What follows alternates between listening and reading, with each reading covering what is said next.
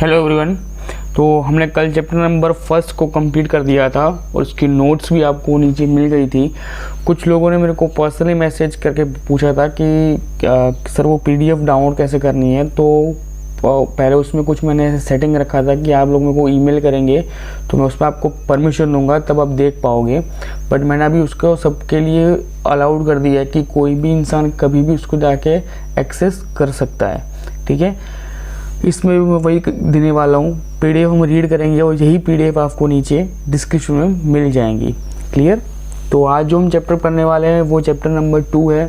हम लोग अभी आपको एक चीज़ बता दूं, जो इस वीडियो पे नए आए उनको एक चीज़ बता दूं कि अभी हम लोग क्लास 6 की ज्योग्राफी की सारे चैप्टर्स के सारे नोट्स रेडी कर रहे हैं। ओके, तो ये भी हम चैप्टर शुरू करने वाले chapter number 2। Okay, globe, latitudes and longitudes. Okay, देखो ग्लोब क्या होता है, तो साइड में आपको एक फ़ोटो में दिख रहा होगा अभी कि ग्लोब किस तरीके से दिखता है। तो कुछ ऐसा ग्लोब दिखता है। क्लियर, जो एक ट्रू मॉडल है अर्थ का कि अर्थ कुछ ऐसी दिखती होगी या अर्थ कुछ ऐसी दिखती है। क्लियर। ओके, उसके बाद क्या आपका आता है, उसके बाद आपका आता है एक जो उसका एक मेन जो इसका एक्सेस पॉइंट है, जिस जगह से वो चल रही है। ठीक है, वो एक जो मेन पॉइंट है ना, उसको हम एक्सेस कहते हैं कि भाई ग्लोब के बीच से आप एक चीज़ निकाल दो और वो ग्लोब उसके ऊपर घूमता रहे तो हम उसको एक्सेस कहेंगे। ठीक है, अब होता ये है कि अगर अब ग्लोब है तो हमको ग्लोब किस लिए चाहिए होगा। मेन चीज़ तो यही होगी कि भाई लॉन्गिट्यूड जो लॉन्गिट्यूड और लैटिट्यूड है वो उसका मेन काम होता है कि किसी भी जगह की परफेक्ट एक्यूरेट टाइमिंग के साथ उसकी एक्यूरेट लोकेशन को पता करना। ठीक है, जो ग्लोब है उसका मेन कारण क्या है, ग्लोब हमने बनाया क्यों है कि उसके ऊपर से हम लोग कहाँ पे कौन सा देश है वो लोकेट कर सकते हैं। उसके अलावा कौन से टाइम पे किस जगह पे तुम खड़े हो हम वो लोकेट कर सकते हैं। ठीक है, इसका मेन 2 ये काम है। ओके, अब हम उसके लिए हमने क्या क्या किया, जो भी साइंटिस्ट थे उन लोगों ने क्या क्या और चीज़ें की।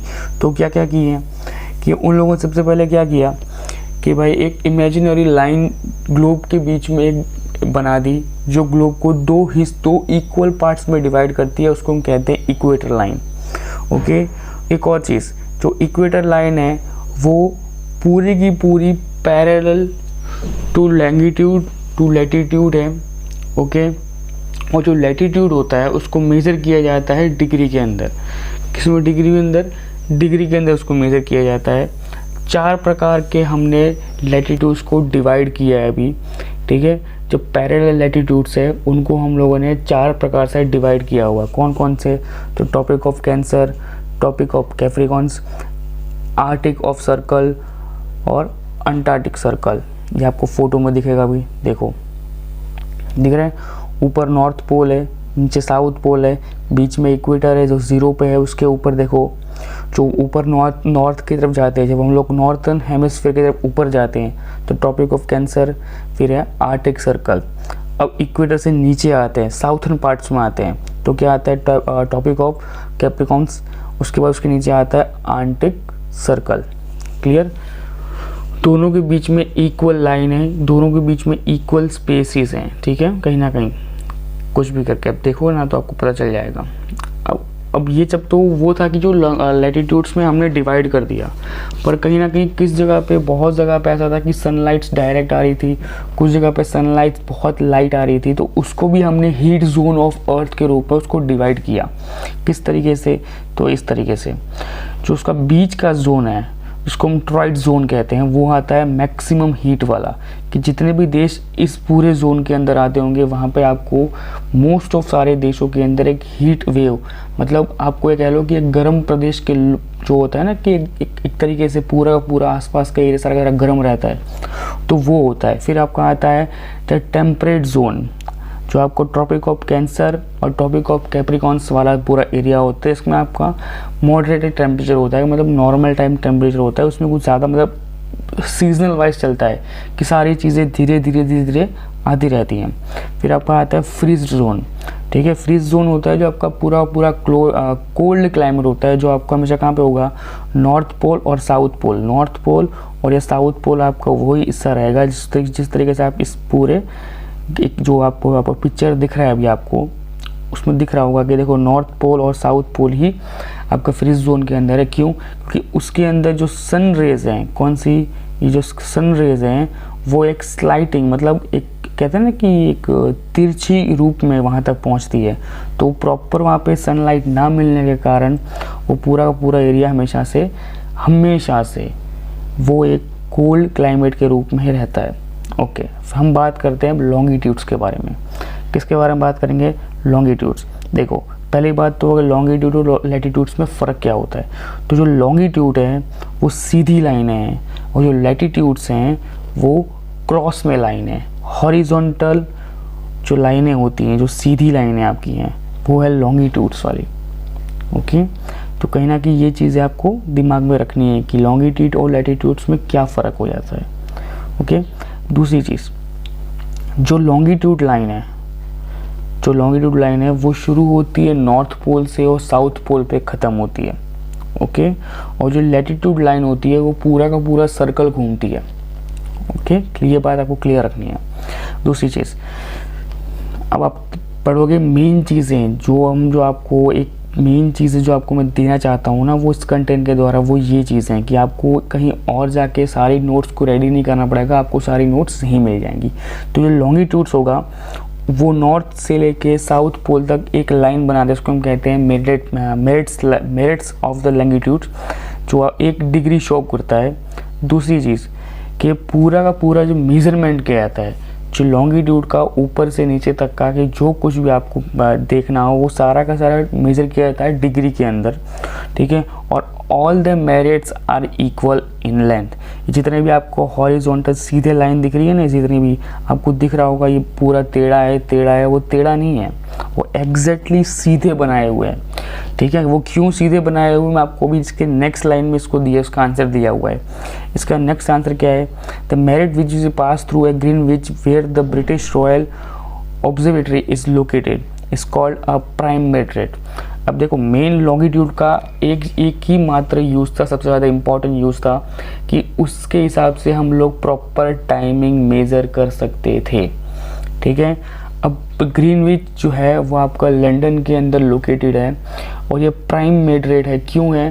क्योंकि इसी के जगह से जो पूरी लाइन है, जो ये बीच की लाइन है पूरी की पूरी, मैं किस तरह से समझाऊँ, देखो ये दिख रहा है आपको, ये नॉर्थ पोल है, नीचे साउथ पोल है और ये बीच में प्राइम लाइन है आपकी।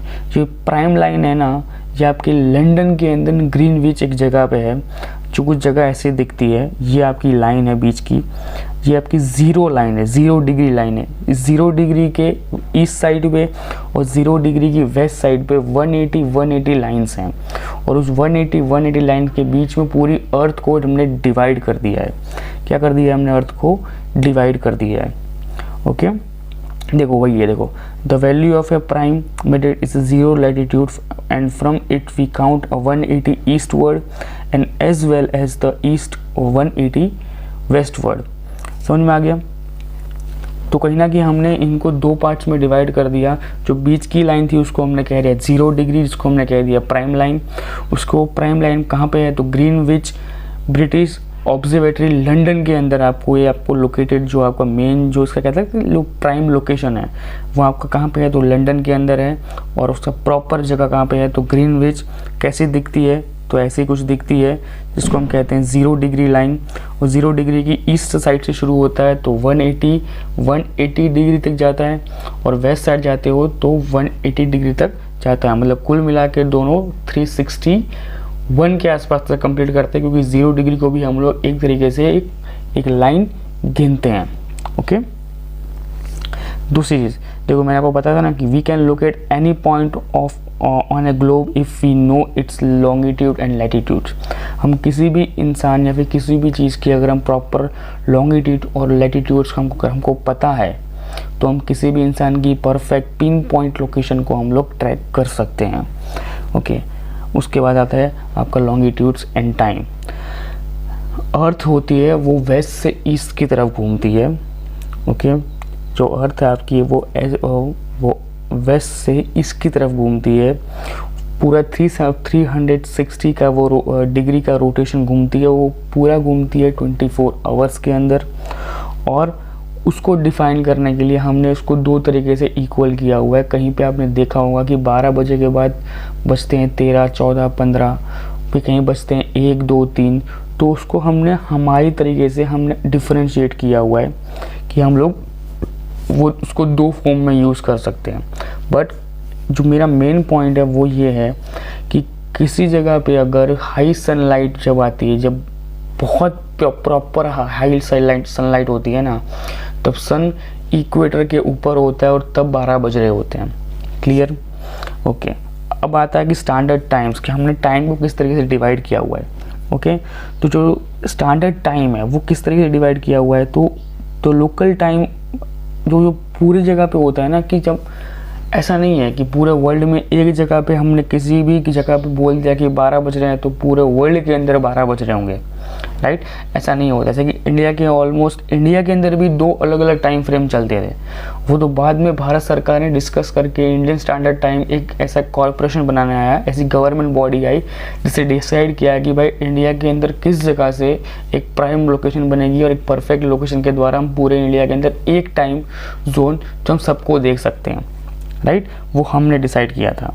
अब होता ये है कि जो इंडिया है वो लंदन से, जो हम कहते हैं ना, हम डिग्री गिन रहे थे, 1 डिग्री 2 डिग्री जो इस साइड आता है, जो 180 डिग्री पूरा हाफ सर्कल बनता है, तो उसमें 82.12 ईस्ट डिग्री के साइड में, ईस्ट साइड इंडिया आता है, ठीक है, जहाँ पे इंडिया लोकेटेड है। ओके, और ये लोकेशन किसने निकाला था? तो ये लोकेशन निकाला था इंडियन स्टैंडर्ड टाइम ने, कि हमारा इंडिया यहाँ पे है और हम लोग इस जगह पे हैं। ओके, तो India is located at the east of the Greenwich at the 82.30 या फिर 30 या 12 डिग्री ईस्ट के साइड में, ठीक है। और उसका प्रॉपर टाइमिंग कौन सा है? तो 5 घंटे और 30 मिनट जो हमारा टाइमिंग होगा। क्लियर?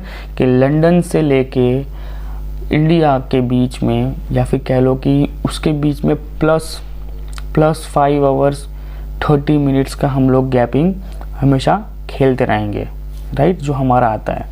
ओके, बहुत सारी कंट्रीज ऐसी हैं जिसके पास एक से ज़्यादा GMT टाइम्स है, एक से ज़्यादा, ठीक है। जैसे कि रशिया है, the one of the biggest country, ठीक है, उसके पास GMT लाइंस बहुत ज़्यादा है, ठीक है, कि वो हर 1 डिग्री में 4 मिनट का फ़र्क होता है, जो मैं आपको अभी आकर बताऊंगा कि किस तरीके से उसको कैलकुलेट किस तरीके से किया जाता है।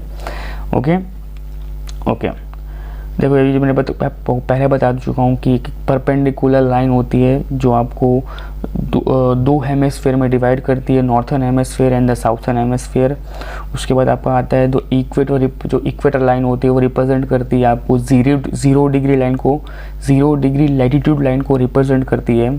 ओके, एक और चीज़ कि जब नॉर्थर्न हेमिस्फीयर में अगर किसी भी डिस्टिंक्शन को आपको दर्शाना हो या फिर किसी भी डिग्री को आपको दिखाना हो, तो आप हमेशा 10 डिग्री एन, 20 डिग्री एन, आप इस तरीके से टिल 90 डिग्री एन तक का रिप्रेजेंट कर सकते हो। ऊपर की साइड है तो नॉर्थर्न पोल की साइड है। अगर वही सेम चीज़ साउथर्न हेमिस्फीयर में नीचे की साइड है तो आप सिंपल 10 डिग्री एस से लेके 90 डिग्री एस तक का रिप्रेजेंट कर सकते हो। कब तक? साउथ पोल तक। उसके बाद आपका आता है कि जो आपकी जो मेन चीज़ है जिसमें आपको पता चलनी चाहिए कि जब किस तरीके से हम लोग परफेक्ट पिन पॉइंट लोकेशन किस तरीके से हम लोग निकाल सकते हैं। तो एक बात याद रखना कि जो इक्वेटर लाइन है वो वर्टिकल लाइन है, ठीक है। जो आपकी इक्वेटर लाइन है वो अर्थ के बीच से निकलती है, ठीक है। और जो आपकी प्राइम लाइन है वो आपके अर्थ के बीच से, सेंटर से सीधी निकलती है। वो तिरछी निकलती है, वो सीधी निकलती है। जो आपकी इक्वेटर लाइन है वो तिरछी लाइन है, ठीक है। और जो आपकी प्राइम लाइन है वो सीधी लाइन है। तो वो जो ये दो लाइनें हैं ना, इक्वेटर लाइन और प्राइम लाइन, ये पूरे अर्थ को 4 इक्वल पार्ट्स में डिवाइड करती हैं। और कहीं ना कहीं यही 4 इक्वल पार्ट्स हैं जिसमें से हम किसी भी इंसान की किसी भी जगह की हम लोग परफेक्ट लोकेशन ट्रैक कर सकते हैं या फिर निकाल सकते हैं। उसका रीज़न ये है, ठीक है। ओके, अब आते हैं आगे के पॉइंट्स के बारे में कि वही सेम जो मैंने आपको पहले बताया कि अगर नॉर्थन हेमिस्फीयर में हो तो किस तरीके से बताएंगे, साउथर्न हेमिस्फीयर में हो तो किस तरीके से बताएंगे, उसी सेम तरीके से अगर ईस्टर्न हेमिस्फीयर में हो तो हम लोग डिग्री को किस तरह लिखेंगे, या फिर वेस्टर्न हेमिस्फीयर में हो तो हम किस तरीके से लिखने वाले हैं। ओके, अब यहाँ पे आता है मेन चीज़ें कि degrees are further divided into a minutes and minutes into a seconds. अब बहुत जगह ऐसा होता है कि आपको बहुत चीज़ें लिखनी होती हैं पर आप उनको वहाँ पे डिटेलिंग में नहीं लिख सकते हो, ठीक है। जैसे कि गूगल मैप्स के अंदर भी होता है कि अगर लॉन्गिट्यूड लैटिट्यूड आपको दिया होगा तो उसमें आपको डिटेल में नहीं दिया होगा कि भाई इस जगह पे नॉर्थन में इतने मिनट इतने सेकंड्स के बाद इतना, इस जगह पे इस डिग्री पे ये चीज़ें वहाँ पे रखी हुई है, आप उसको ढूंढो। इतना डिटेल में नहीं दिया होता है। चाहे उसमें देखेंगे तो आपको क्या दिखेगा कि 60 FS toffee, 30 FS toffee, 30 FS toffee, 40 FS toffee.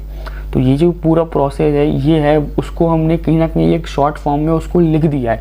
अब उस शॉर्ट फॉर्म को किस तरीके से क्रैक करना है वो ये है यहाँ पे। कैसे कि अगर एक बार मिनट को रिप्रेजेंट करना है तो एक FS टॉफ़ी, कौन सा FS टॉफ़ी कैसे कहते हैं, इसे कहते हैं, दिख रहे हैं। ओके ओके, अगर 2 FS टॉफ़ी है, देख रहे हो, अगर मिनट्स को रिप्रेजेंट करना है तो एक FS टॉफ़ी, सेकेंड्स को रिप्रेजेंट करना है तो 2 FS टॉफ़ी, मतलब अगर 60 और अगर एक FS टॉफ़ी है मतलब 60 मिनट्स।